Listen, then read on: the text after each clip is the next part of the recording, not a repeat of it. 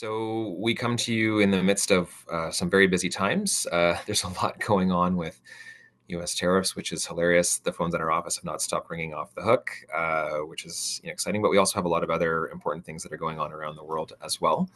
I just wanted to sort of remind people, on this webinar that so last year, just before CanSec, we had brought over a delegation of 40 individuals from the Ukraine who were focused all across sort of the defense space, everybody from special forces to drone operators. And the intention of that was to try to start to build a closer connection between Canadian industry and Ukrainian frontline soldiers, operators, as well as businesses.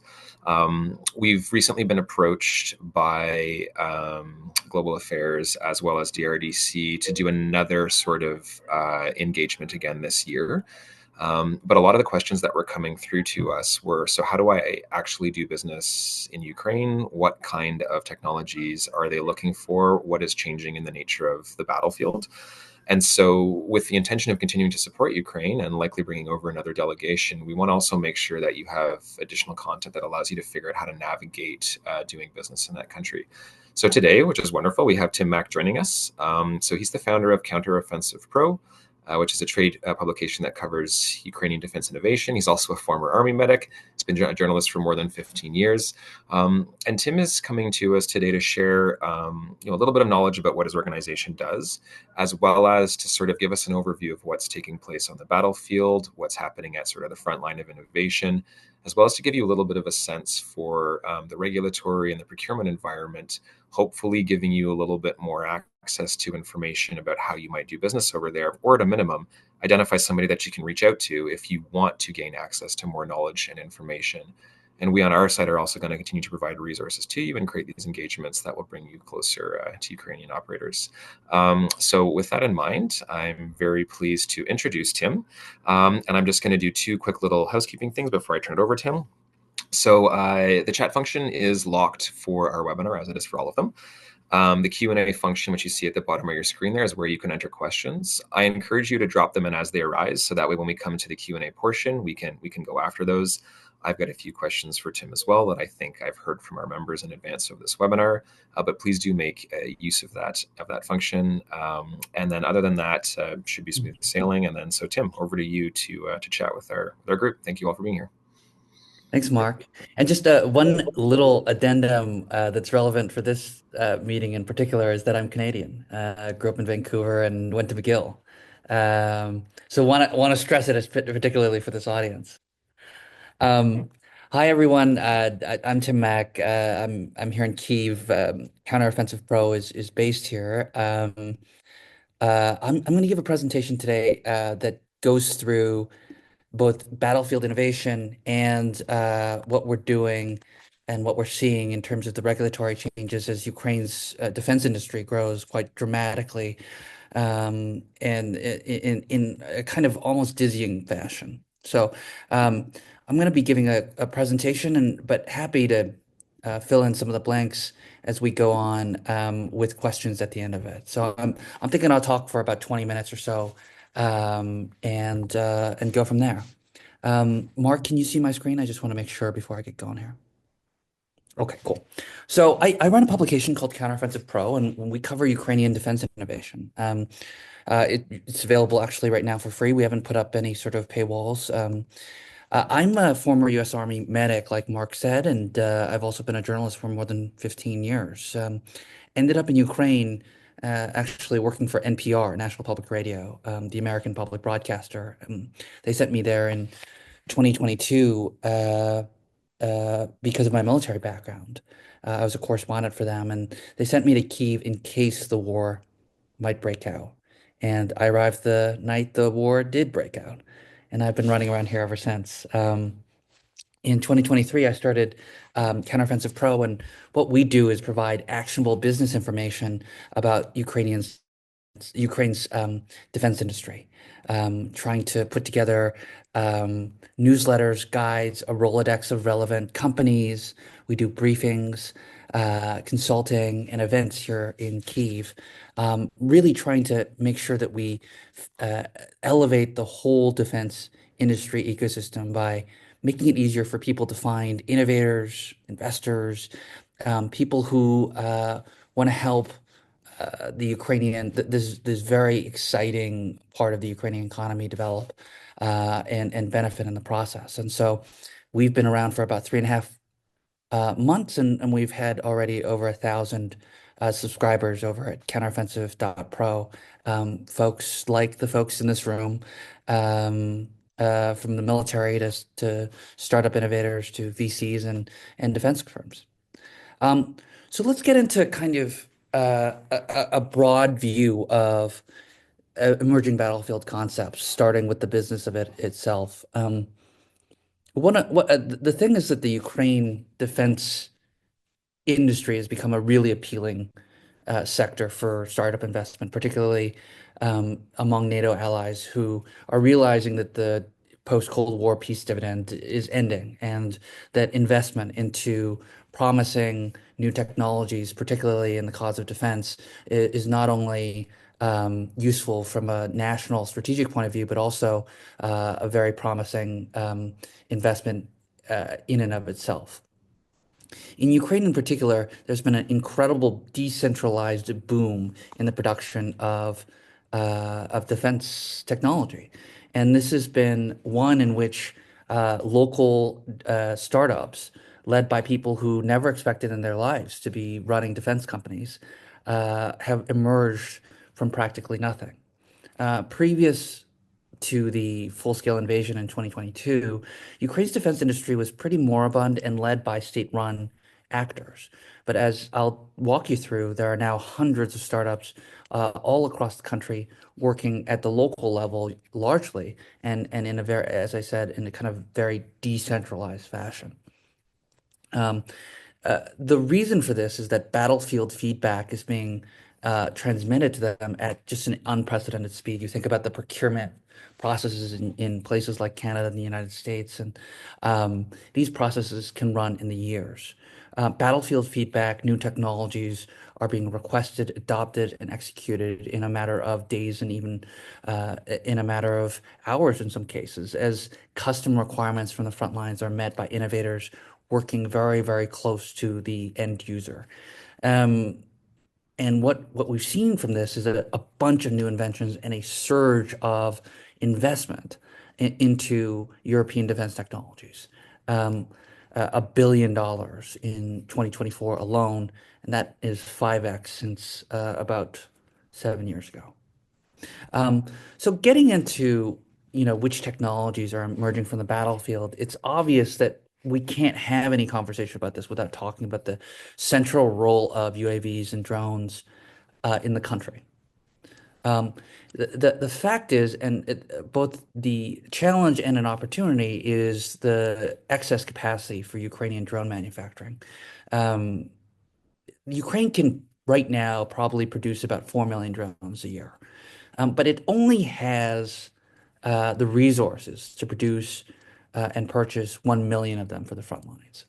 But what that means is there's incredible amounts of excess capacity, and not fulfilling that is a real challenge, both in terms of startups and companies not being able to engage in capital investment or retaining top talent and that sort of thing. We have an article just today, our most recent one on Counteroffensive.Pro, is about what's called the Danish model. And I believe Canada is involved in this as well. This Danish model of, and instead of providing military aid, providing military financing for startups and providing some of that financing through directly to the Ukrainian government, which works in tandem with Ukrainian startups and frontline end users to figure out what technologies to invest in. That's become a really interesting way for Ukraine's allies to contribute to the fight. I believe Canada's been one of those countries that have, at least in part, adopted some of that Danish model, along with countries like Estonia and other NATO allies. Um, so when it comes to drone development and the proliferation of an incredible amount of new inventions there, just in the last year, we've seen the number of manufacturers of drones double. Um, we've also seen the number of organizations involved in the production of drones, research and development around drones, go up by 2.5 times what it was the previous year. Um, like I alluded to before, a lot of this involves highly decentralized procurement. So while there is a centralized Ministry of Defense procurement process, um, Ukraine is unique in that because of uh, pr- their kind of existential defense situation, um, procurement happens at the local unit level, and it even happens among charities. And so there are a number of different purchasers of defense equipment, and it's not limited exclusively to working through the Ministry of Defense bureaucracy. And in fact, a lot of companies have found it a lot easier to get their units out into the field and into testing by working at the um, battalion or even company level. This has led to, as I said, a large number of manufacturers coming up, but also a much deeper connection between units and innovators who are able to talk directly in real time about the challenges that some of the technologies face and how to address some of those problems. I'll get into this a little bit more, but what we're finding is that the nature of the war in Ukraine in my view, is much more indicative of a future conflict that Canada, the United States, NATO allies are likely to be involved in than what we've seen over the global war on terror over the last 20 plus years. Um, and what I mean by that is that these near peer conflicts involve a high level of real-time innovation, and both Russia and Ukraine have kind of been trading blows as they go up this innovation ladder. In drones, it's become an issue of payload and range. It's become this back and forth over drone, then electronic warfare, then back to counter electronic warfare, then counter drone interceptors. We've seen a lot of new ideas come about just in the last 18 months. I could even say in the last 6 months. Um, so a lot of these innovators are pushing totally new ideas to the front, concepts like thermobaric ammunition, from the medical side and the logistics side, pushing fresh whole blood to the front lines in order to save lives. It's been really exciting to watch all these companies show up out of nowhere. And there are, as I mentioned here, um, dozens and dozens and dozens of new ideas, new founders, all specializing in different things. Um, I want to also mention a little bit of the trade-off in terms of the difference between air and ground drones, and it's pretty much an issue of payload. We've seen a huge increase in the number of ground drones. In fact, recently, Ukraine engaged in what I believe is the first ever all-drone assault on Russian positions, where no people were present on the ground. It was just a combination of ground drones and air drones in the Kharkiv region. I'm actually traveling to Kharkiv tomorrow night to go report out that story and try to understand more deeply the technologies used, the strategies used. But the bottom line when it comes to combining air and ground drones is the usefulness of ground drones for heavier payloads, and the disadvantage of that is, of course, the restrictions based on terrain. So what you sacrifice in terms of getting a heavier payload is, you're not able to fly across various obstacles on the ground.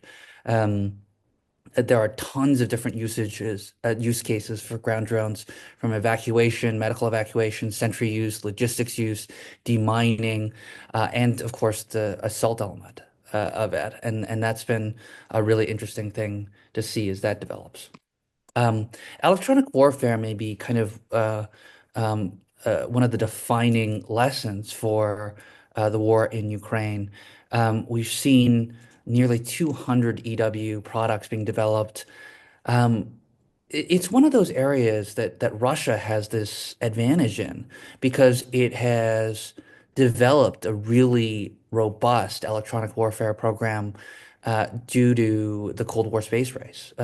You'll recognize that the same sorts of things that are useful in things like telemetry and let's imagine, blocking the Voice of America from broadcasting into the Soviet Union, are also useful in blocking a pilot's communication with their drones. Interestingly enough, the Russia is particularly proud of their electronic warfare program. They have an annual day of electronic warfare. They celebrate it because they contend that they were their first ever country to use EW in battle in 1904 during the Russo-Japanese War. They celebrate this day. They don't often mention, however, that they got their butt kicked in that particular war. I might point out twice.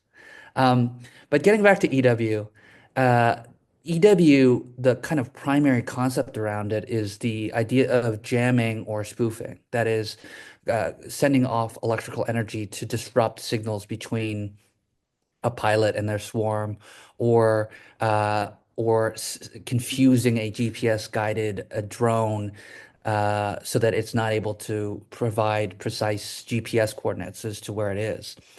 Um, I talked a little bit about the advantages of decentralized innovation in Ukraine and how it creates a lot more inventions, allows innovators to be closer to the front lines and respond more quickly to new problems. But it's also a vulnerability when it comes to something like electronic warfare, which requires a unified approach. So in a recent trip to embed with um, drone pilots on the front lines, one thing they were telling me is that the EW systems that are being pushed to frontline positions are not standardized, and they're not organized in terms of directing where electronic warfare is pointed towards. Um, Basically, procurement happens kind of in a very ad hoc way. So even individual soldiers of low rank on the front lines will call up their family, call up their community and say, "Hey, we're getting blasted by drones out here. Send me an EW system." That is useful in particular cases, but it also leads to the prospect of electronic warfare friendly fire. And the drone pilots were telling me that friendly fire is now accounting for almost half uh, of um, of losses on the Ukrainian side. Because they're not able to coordinate in a sophisticated way. Okay, turn off EW from this direction at this time. We're going to have friendlies headed out. And so that illustrates in a way some of the downsides of uh, of this decentralized innovation that's happening. Um, I talked a little bit about this ladder that we're climbing. So drones lead to electronic warfare to counter drones, which lead to EW defeat on drones in order to counter electronic warfare. You see how quickly this innovation ladder is climbed as new problems give rise to new solutions, which are new problems for the opposite side, and so on and so forth.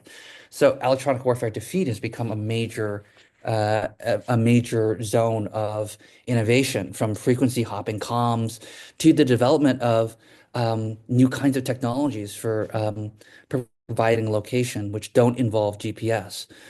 They can be things like machine learning, which send out drones into certain areas and then automatically identify what they believe to be Russian tanks.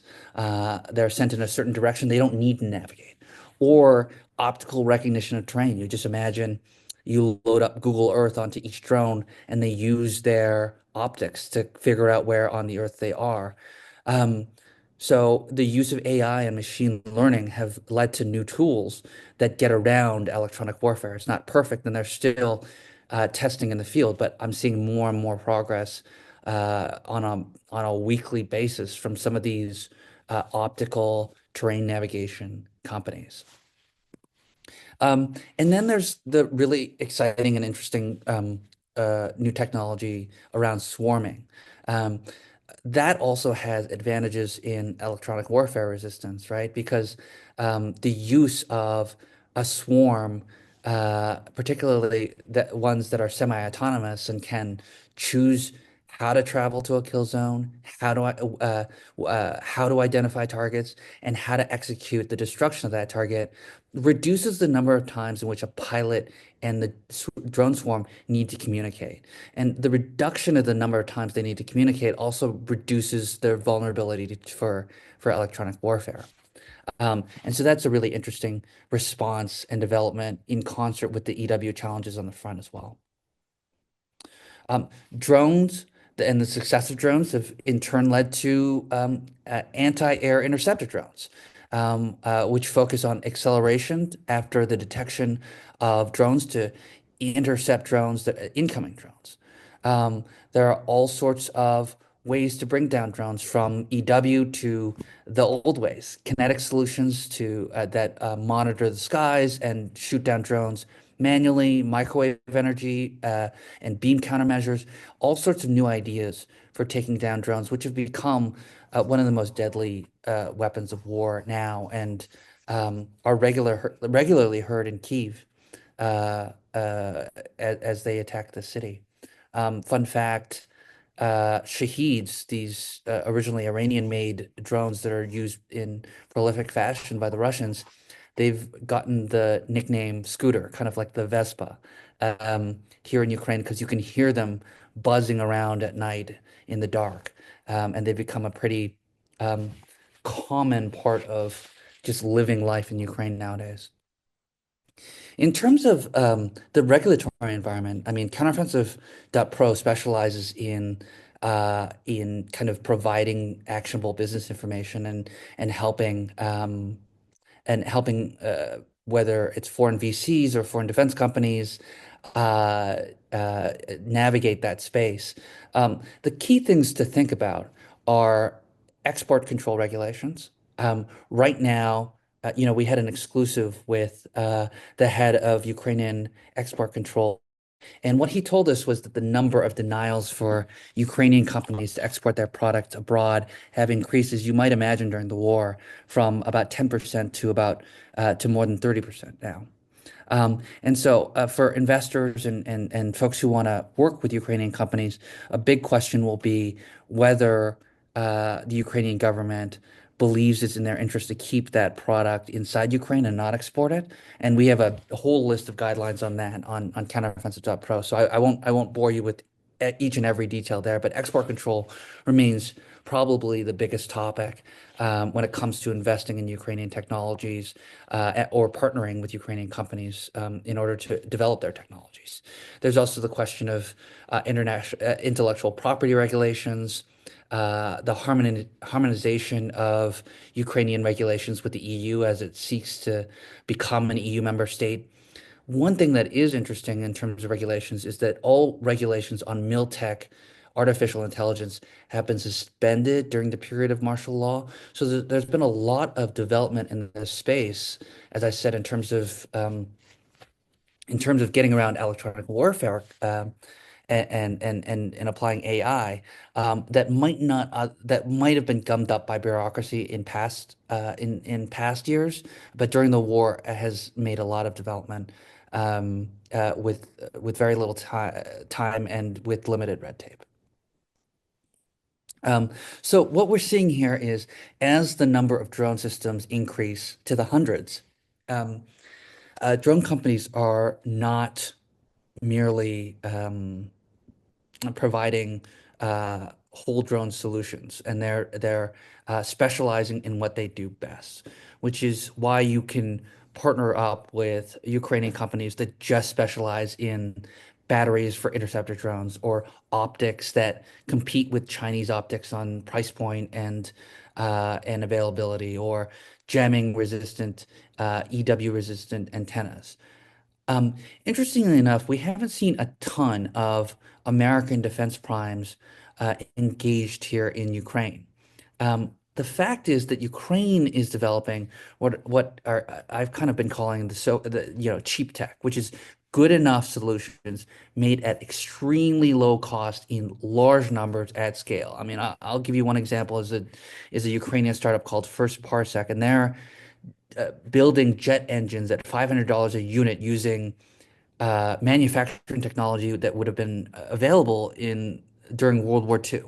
Um, However, we've seen a lot of investors coming in from people closest to the threat here in Europe. So the Nordic countries, Baltic countries, Polish investors. Another thing I'll mention is the kind of the centrality of China proofing supply chains as a national security concern. Um, I'm sure that it's a major concern in Canada as well. Here in Ukraine, there's been a lot of attention paid to trying to reduce the reliance on Chinese components, moving to either domestically made, Taiwanese made, or components from elsewhere, and trying to find a way to make that economical. So that's my kind of basic overview of what the situation looks like from a technological standpoint and from a business standpoint. You know, Ukraine is one of those places where um, the local relationships matter quite a great deal. What I'd encourage folks to do who are really interested um, in working with Ukrainian procurement or making connections with Ukrainian startups, investing in this space, becoming partners with Ukrainian firms, is to do a couple things. Is to focus very locally and worry. Oh, there you're back, Tim. Okay, great. I can see you again. Okay, go ahead. I was just letting people know we're going to make the presentation available while you're waiting, and that you'd warned us that you may or may not cut out some signal, but I've got a clear vision, so continue on, please. Okay. Well, sorry about that. Um, yeah, for those who are really interested in doing business in Ukraine, what I'd really focus on is working at the local level, and not spending too much time getting bogged down in the national agency bureaucracy. And that means means making connections with commanders near the front lines who are really tapped into the technological problems and the innovative solutions that Ukrainian startups are applying to help solve them. And one of the big competitive edges of Ukraine is that it's become sort of a laboratory for new technological innovations in defense, and also the use of these technologies and the tactics that are involved in EW and UAV usage. So yeah, would encourage all those who are listening to check out Counteroffensive.Pro. My contact information is up there on the screen, and happy to answer any questions you folks might have. Yeah, and we did have one that came through, and maybe this is not actually directed towards you, which is a general question. So, as a Canadian manufacturer, do I increase my chances of obtaining a procurement contract from the Canadian Defense Department of Defense, but for us it's D&D. If I'm using Ukrainian suppliers who manufacture subparts, minor parts, etc., please advise. Now, Tim, I don't think that's a question necessarily for you, as much as it is for me. From my perspective, we haven't seen any favoring of Canadian procurement opportunities for those groups who are utilizing Ukrainian suppliers. I don't think that, in being honest, our government's response has been all that sophisticated yet in terms of how to focus on getting technology over to the Ukraine. From the companies that I talk to, I think the point, Tim, that you're making is incredibly valid. You've got to be over there. You've got to be operational within that country. You've got to be getting connected to those groups directly. I think that's one of the reasons why, considering us doing another mission to bring, not, and granted, like, they can't send over their top commanders, right? Those people are actively engaged, but they have found a way to bring over a few individuals out of these units to be that sort of entry point. And so if we do that again this year around CanSec timeframe, you know, make sure that you, if you're interested in meeting these groups, that you come out to engage, because they brought over 40 individuals who were spread all across their defense system, including in some of these companies that are supporting some of the drone operators, some of the actual frontline soldiers, special forces group. And so I think you've got to make those connections. But an example that was given to me by one of our firms, I mean, they were really trying to get their technology over there, and they didn't get a lot of help from the government in terms of doing that, unfortunately. And so they put somebody on a plane and flew them over to bring it directly to their Ukrainian counterparts who needed this. And it was a combination of technology plus an intelligence package. But in some cases, you got to do that. Or one of my other colleagues, he's just stationed himself in Poland and is constantly moving back and forth between Ukraine, going to the battlefield, experiencing what's there, reading the technology requirements, and coming back to his company, shipping those things back here to Canada, like the needs, and say, okay, I want you to build out this capability, and then bringing it back to the front line. And so these are some very organic or grassroots types of engagements. But I do note, just to this kind of question that was asked, that vehicles or means and methods of getting over there, there have been some creative things that have done where organizations have worked with other groups, like their Ministry of Education, for example, to position a training solution as something that can actually then be utilized by soldiers. And if you can repurpose that platform for other things, well, then so be it. It kind of works that way.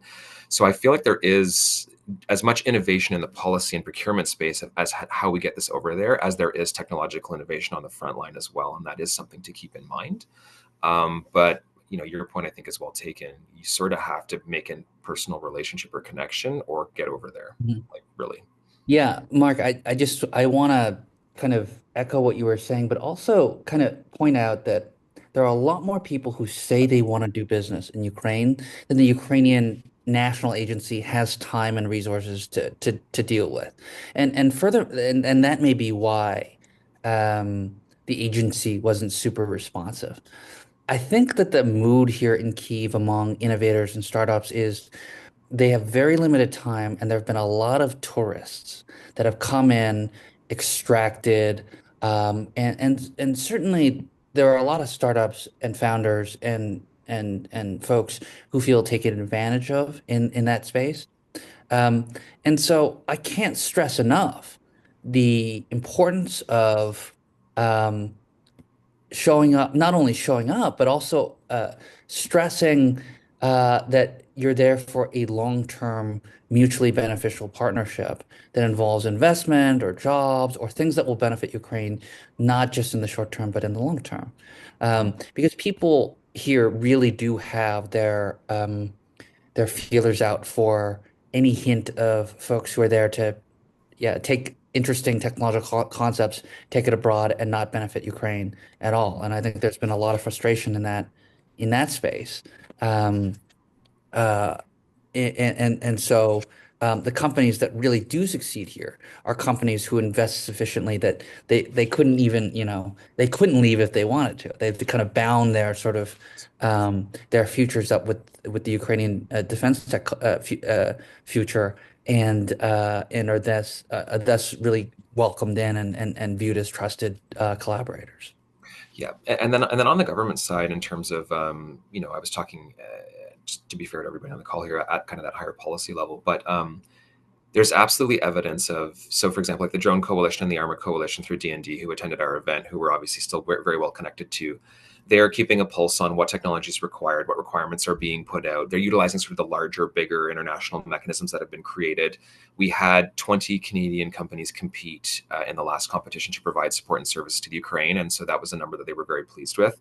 We Mm. also know that DRDC, though, has individuals that they have been sending over to embed with frontline operators to figure out technological needs, and then actually trying to do R&D back in Canada to push it back to Ukraine. And so this very great resource that I'm meeting with next week talking about exactly this issue.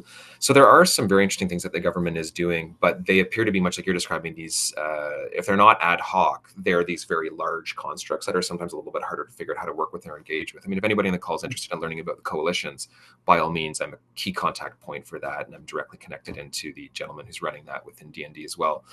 But yeah, the most success that I've heard about are, I'll be honest, like the companies who were already doing business in Ukraine, like for 15 or 20 years, who are now basically ramping up their provision of those services and basically moving Yeah. their operations into a position to directly support geographically like that environment.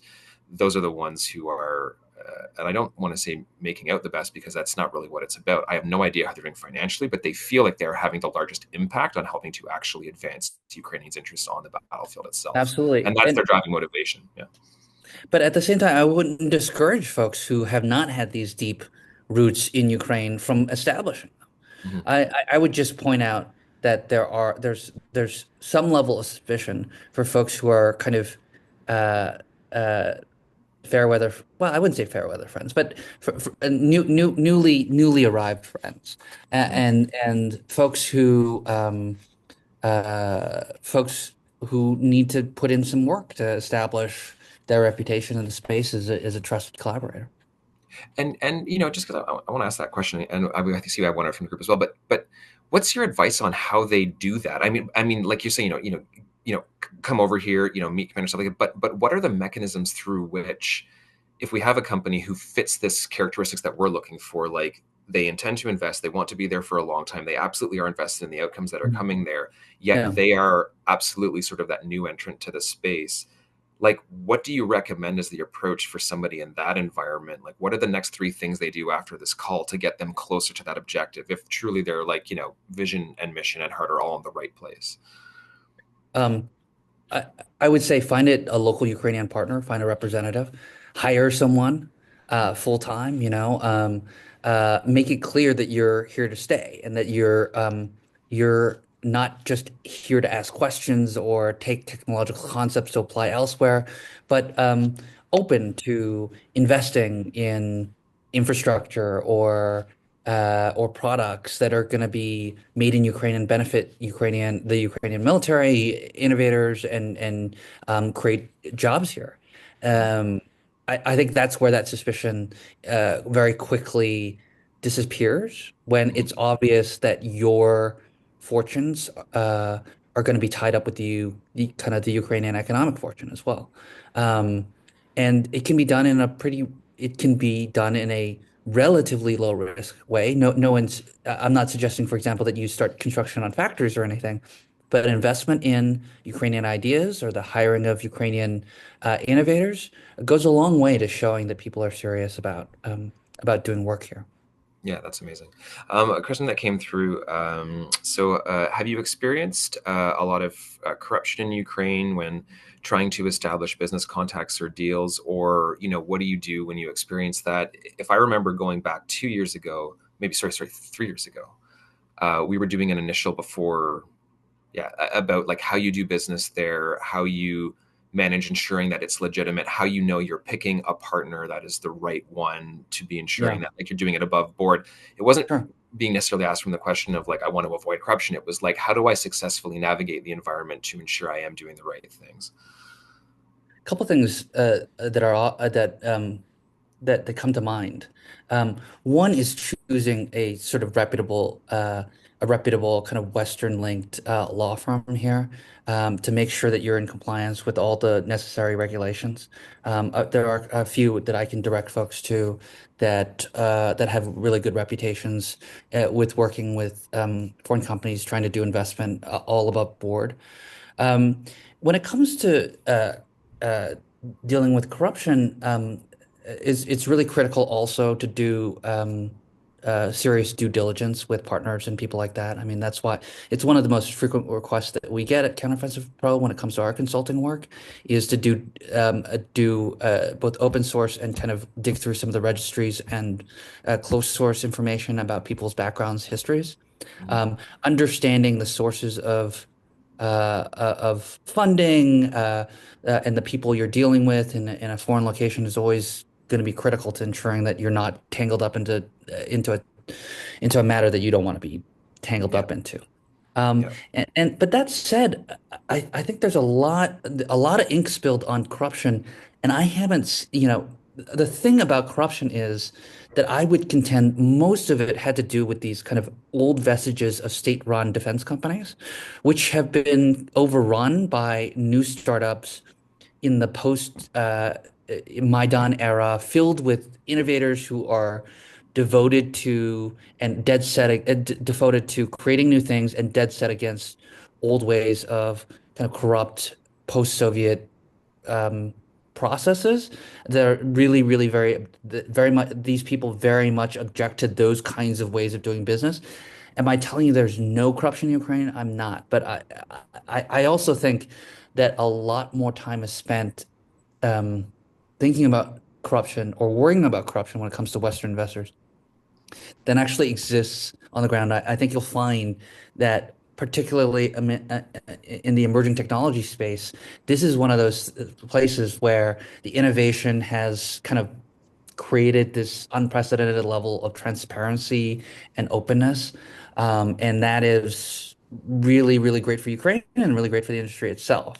Um, I can't point to a specific example of corruption when it comes to these sorts of business contacts and deals. Oh, and that's great. And you also make the great point too about seeking out Western-oriented legal firms who can ensure that you are above board, following the right regulations, also identifying the right partners. I mean, they'll know and have the stories in terms of understanding who you should be working with. The other thing that's actually really, I think, good to point out is that uh, like Canada Embassy mission in Ukraine, they're brilliant, really. They helped us to coordinate the organization of the mission that came over here to Canada. They are constantly feeding me requests, asking for information, looking for the identification of companies, asking us to help create lists of organizations who may be able to provide support in the area. Um, that is an embassy and mission. Not all of ours are like that. I don't pretend that's the case. Like, I've dealt with some in different countries, which has been very challenging to get information, or to do they even have the pulse on what's going on in their local economy or technology space. It's not always that way. Sometimes they're new arrivals, but I can say without question that our embassy missions over there are very dialed in, very much Yeah. invested, and know what is going on, know the companies to talk to, know what to watch out for, and are Mhm. always open and interested in acquiring new contacts. So if anybody on this discussion, or who watches this sort of video when we put it up online, or reviews your presentation, Mhm. wants to get into better contact with the embassy and mission, like, I'm talking to them weekly, and so yeah, like, that's another good avenue to go through to get some advice and guidance. Obviously, they're very busy and they've got a lot going on, but if there's a set of questions that we can group together to provide to them, or looking at connecting a group of organizations or firms, that's great. And they generally tend to accompany the delegations that come here as well. So if you want to meet them, like, you can do that. And that's, as you know, not that this matters, but we don't charge anything for those events. You can just come out to them. You don't even have to be a CADSI member. So I really do encourage people, if you're geographically located in Ottawa, the next time we bring this mission over here, like, you should come out and chat with these individuals. You get the Ukrainians, you get all the government groups involved from both, like, countries. Like, they can help walk you through any sort of concerns you have much better than I can. And I mean, Tim, you are probably equally capable as them as well, but that's what I'm saying. That's how you get in I touch don't with know them. about equally capable, but Mark, I believe the Canadian, the embassy here in Kyiv was the one that put us in touch, and Yes. so I have nothing but good things to say about them, and Yeah. their professionalism, Yeah. and their kind of feeling on the pulse of Ukrainian Yeah, technology. exactly. They can help people navigate a lot of those issues. Wonderful. So we're at 45. I don't see any other questions emerging from the audience at this moment. So I think that's great. Tim, thank you so much for taking the time to chat with us. Obviously, greatly appreciated. I mean, your level of knowledge and insight is spectacular. I feel that we have basically only got to the tip of the iceberg here in terms of additional information. I would like to encourage people who are participating on this that if you want to see us doing more, or you want us to go a little bit deeper, explore additional areas, that we could bring you back to sort of always go perhaps a little more specialized in some of the questions or things that may pop up. I think that would be potentially incredibly useful. But Tim, thank you so much for taking the time, and obviously we wish you the best as you head off tomorrow night into a very different sort of region. But yeah, I think that people really are going to take a lot away from this call and discussion, and then hopefully will get in contact with us or with you if they have additional questions. And Great. as I noted to everybody, we're going to be doing, I think, another mission coming up in May, and so that's another opportunity to engage with the frontline operators, as well as the government groups that could support you to get over there. And so yeah, I really appreciate you taking that time, and thank you so much. You did such a great job. Thanks, Mark. Happy to help. Look forward to being in touch. Yeah, okay, sounds good. Okay, talk to you soon. Bye, everybody. Great. Thank you for participating as well, those who are online.